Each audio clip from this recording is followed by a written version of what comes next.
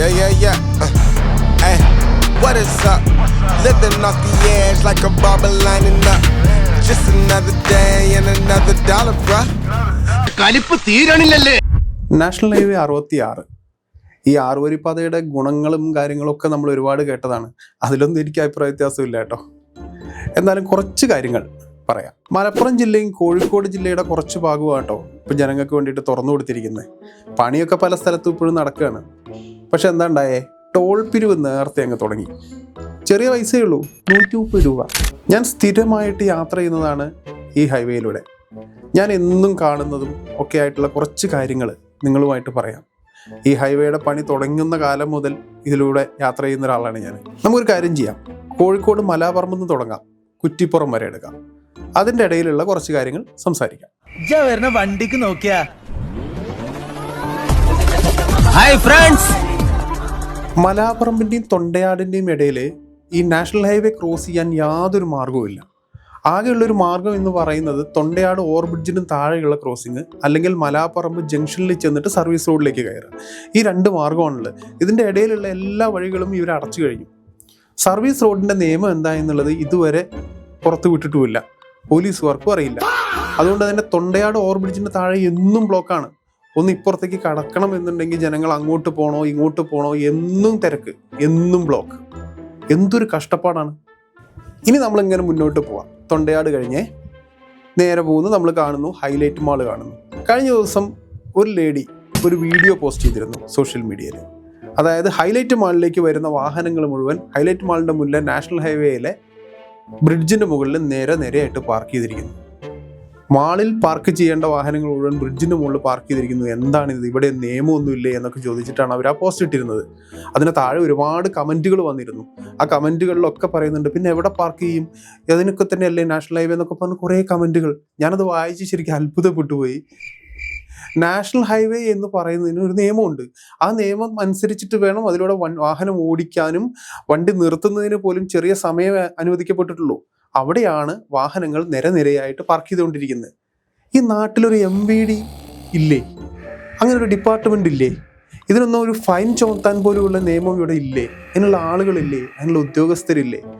ഇതൊക്കെ ആരോടാ ചോദിക്കണ്ടേ, ആരോടാ പറയണ്ടേ? അങ്ങനെ ഹൈലൈറ്റ് മാളും കഴിഞ്ഞ് നമ്മൾ ടോളിൻ്റെ അവിടെ എത്തി കേട്ടോ. ടോളിൽ ഇങ്ങനെ നിരയായിട്ട് വാഹനങ്ങൾ നിൽക്കുകയാണ്. മുഴുവൻ പണം പിരിക്കുന്നതും ഹിന്ദിക്കാരാ. അവരെന്തൊക്കെയോ ചീത്ത പറയുന്നുണ്ട്. അതിന് കാവലായിട്ട് പോലീസ് നിൽക്കുന്നുണ്ട്. കുറേ ആളുകൾ ഇപ്പോഴും പിന്നെ ടോളിൽ നിന്ന് കഷ്ടപ്പെടുന്നുണ്ട്. ഒക്കെ പോട്ടെ, 130 രൂപ കൊടുത്തു, മുന്നോട്ട് പോയി. ടോള് കഴിഞ്ഞ് ജസ്റ്റ് മുന്നിലേക്ക് പോയാൽ ആദ്യത്തെ ബ്ലോക്ക്, പാലം പണി നടക്കുക. നമുക്ക് അത്ഭുതം തോന്നിപ്പോവും. എന്താണെന്നറിയോ, ഈ ടോള് പിരിച്ചു കിട്ടുന്ന പൈസ കൊണ്ടാണ് ഇവർ ഈ പാലം ഉണ്ടാക്കുന്നതെന്നാണ് നമുക്ക് തോന്നുക. കാരണം അന്നന്ന് കിട്ടുന്ന പൈസയ്ക്ക് വേണം അവിടെ പാലം ഉണ്ടാക്കാൻ. മൊത്തം നാഷണൽ ഹൈവേ അടച്ചിട്ട് ഇപ്പുറത്തൊരൊറ്റ വരിയിലൂടെ ഇങ്ങനെ കുത്തി തിരികിട്ട് വേണം പോകാൻ. നിങ്ങളൊരു കാര്യം ആലോചിക്കണം, 130 രൂപ ടോള് കൊടുത്തിട്ട് സ്വസ്ഥമായി യാത്ര ചെയ്യാൻ ആഗ്രഹിക്കുന്ന യാത്രക്കാരെയാണ് ഇങ്ങനെ നിർത്തുന്നത്. ഇതൊന്നും പറയില്ലായിരുന്നു. നിങ്ങൾ ടോള് പിരിച്ചത് കൊണ്ടാണ്, ടോള് പിരിച്ച് പിന്നെയും ജനങ്ങളെ ബുദ്ധിമുട്ടിക്കുന്നത് കൊണ്ടാണ് ഇതൊക്കെ പറയേണ്ടി വരുന്നത്. അല്ലെങ്കിൽ നമ്മളൊക്കെ ഇതിലൂടെ യാത്ര ചെയ്യുന്ന ആളുകളാണ്. ടോള് വാങ്ങുന്നുണ്ടെങ്കിൽ അതിനുള്ള സർവീസ് ജനങ്ങൾക്ക് കൊടുക്കണം. 6 വരിപ്പാതയാണ്. ഒരു ഭാഗത്തേക്ക് 3 ട്രാക്കാണല്ലോ.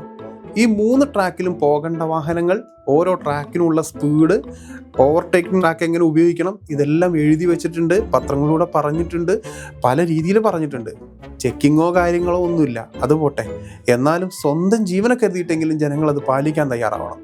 കഴിഞ്ഞ ദിവസം ഞാൻ കാറിൽ വരുമ്പോൾ എൻ്റെ കാറിൻ്റെ മുന്നിൽ വെച്ചിട്ട് ഒരു ഓട്ടോറിക്ഷ U-ടേൺ എടുക്കുന്നത് നാഷണൽ ഹൈവേയിലാണേ. അയാൾക്ക് ജീവിതം മതിയായിട്ടുണ്ടാവും. പക്ഷേ എന്നെ സംബന്ധിച്ചിടത്തോളം ഞാൻ ചവിട്ടി നിർത്തിയത് കൊണ്ട് അപകടമുണ്ട്. ഇത്തരം കാര്യങ്ങളാണ് ഹൈവേയിൽ നടന്നുകൊണ്ടിരിക്കുന്നത്. ബൈക്കുകാരൊക്കെ 3 ട്രാക്ക് ഉപയോഗിച്ചിട്ടാണ് ബൈക്ക് ഓടിക്കുന്നത്. ലെഫ്റ്റ് സൈഡിൽ നിന്നും അവർ റൈറ്റിലേക്ക് ഞൊട്ടിയിട കൊണ്ടാണ് എത്തുന്നത്. ഒറ്റ ക്രോസിംഗാണ്.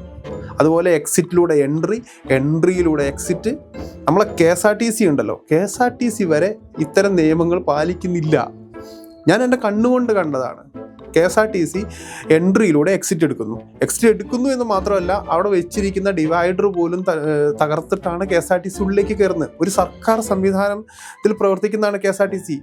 നശിപ്പിക്കുന്നതും സർക്കാരിന് തന്നെ പ്രോപ്പർട്ടിയാണ്. ഇതൊക്കെ ആരോടാണ് പറയുന്നത്? കട്ടിക്ക് മണി വ്യത്യാസത്തിന് സ്റ്റിയറിംഗ് ഒന്ന് അങ്ങോട്ടോ ഒന്ന് ഇങ്ങോട്ടോ മാറിയാൽ മതി, നമ്മുടെ ഇഞ്ചിന് തവിട് കൂടി. മലപ്പുറം ജില്ലയിലെ നാഷണൽ ഹൈവേയുടെ ജോലികളൊക്കെ 80-85% പൂർത്തീകരിച്ചതായിരുന്നു. അപ്പോഴാണ് കൂരിയാട് റോഡ് തകർന്നത്. അതിനുശേഷം വയഡക്റ്റ് ഉണ്ടാക്കുന്നു. അന്ന് തുടങ്ങിയ ബ്ലോക്കാണ്. സർവീസ് റോഡിലൂടെ ആണ് വാഹനങ്ങൾ പോയിക്കൊണ്ടിരിക്കുന്നത്. ഇതെല്ലാം മണിക്കൂറുകളോളം ബ്ലോക്കാണ് പലപ്പോഴും. പണ്ട് നാഷണൽ ഹൈവേക്ക് സ്ഥലമേറ്റെടുപ്പ് തുടങ്ങിയപ്പോൾ തൊട്ടുള്ള ജനങ്ങളുടെ, മലപ്പുറം ജില്ലയിലൊക്കെ ജനങ്ങളുടെ ഒരുപാട് ആശങ്കകളുണ്ടായിരുന്നു. നാടിനെ രണ്ടാക്കി മാറ്റും ഈ നാഷണൽ ഹൈവേ എന്നൊക്കെ പറഞ്ഞിട്ട്. ഇപ്പോൾ പല സ്ഥലങ്ങളിലും നിർമ്മാണം പൂർത്തിയായി വരുമ്പോൾ ജനങ്ങളുടെ അന്നത്തെ ആശങ്ക ശരിയല്ലേ എന്ന് നമ്മൾ സംശയിച്ചു പോവാണ്. അതിന് കാരണം എന്ന് വെച്ചാൽ പല സ്ഥലങ്ങളിലും ക്രോസിംഗ് ഇല്ല. ജനങ്ങൾ റോഡിന് നടുവിലൂടെ നാഷണൽ ഹൈവേ ക്രോസ് ചെയ്ത് ചാടിക്കിടക്കുന്നതാണ് കാണുന്നത് പല സ്ഥലങ്ങളിലും. ഒരു പാലമില്ല. ഒരുപാട് കിലോമീറ്റർ യാത്ര ചെയ്തിട്ട് വേണം പലർക്കും ഇപ്പുറം കടക്കണം എന്നുണ്ടെങ്കിൽ. ഞങ്ങളെ ബന്ധുവീട്ടിലേക്ക് പോകണമെങ്കിൽ പിന്നെ ഇപ്പുറത്ത് കൂടെ ഒരുപാട് ദൂരം കിലോമീറ്ററുകൾ കടന്ന് പാലം കടന്നിട്ട് വേണം അവർക്കൊന്ന് പോകണമെന്നുണ്ടെങ്കിൽ. അങ്ങനെ പല സ്ഥലങ്ങളിലും അതിനുള്ള സൗകര്യം പോലും ഏർപ്പെടുത്തിയിട്ടില്ല. ഇത്തരം ആശങ്കകളെല്ലാം പരിഹരിക്കുമെന്ന് പറഞ്ഞിരുന്നു. ആ പരിഹരിക്കുമെന്ന് പറഞ്ഞ കാര്യങ്ങളൊന്നും പരിഹരിച്ചിട്ടില്ല. ഓരോ കീഴ്വഴക്കങ്ങളാവുമ്പോ ഒരു സംശയം. പന്തീരങ്കാവ് ടോൾ പ്ലാസ കഴിഞ്ഞാൽ അടുത്ത ടോൾ വരുന്നത് വെട്ടിച്ചിറയിലാണ്.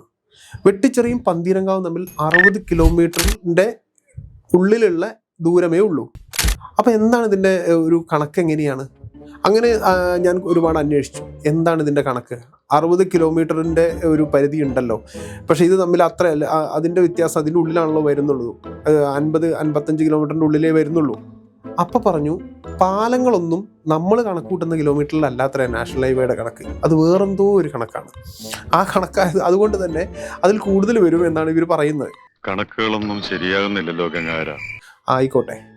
ഇനി ഞാനൊരു സംശയം ചോദിച്ചോട്ടെ. ഇതിൻ്റെ പണി പൂർണ്ണമായും പൂർത്തീകരിച്ചു. കാസർഗോഡ് മുതൽ തിരുവനന്തപുരം വരെ ഇതിൻ്റെ പണി പൂർണ്ണമായും പൂർത്തീകരിച്ചിട്ട് കാസർഗോഡ് നിന്നും തിരുവനന്തപുരത്തേക്ക് യാത്ര ചെയ്യുന്ന ഒരാൾ, അയാൾ എത്ര രൂപ ടോൾ കൊടുക്കേണ്ടി വരും?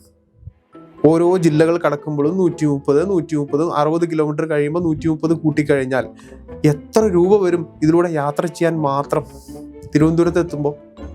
അങ്ങനെയാണെന്നുണ്ടെങ്കിൽ വന്ദേ ഭാരതൊക്കെ അല്ലേ ഇതിനേക്കാൾ ലാഭകരമാവുക. കാരണം പെട്രോൾ വേറെ, ഡീസൽ വേറെ, എല്ലാം വേറെ. അതിനൊക്കെ പുറമെ യാത്ര ചെയ്യാൻ വേണ്ടി മാത്രം കൊടുക്കേണ്ടി വരുന്ന സംഖ്യ എത്രയായിരിക്കും?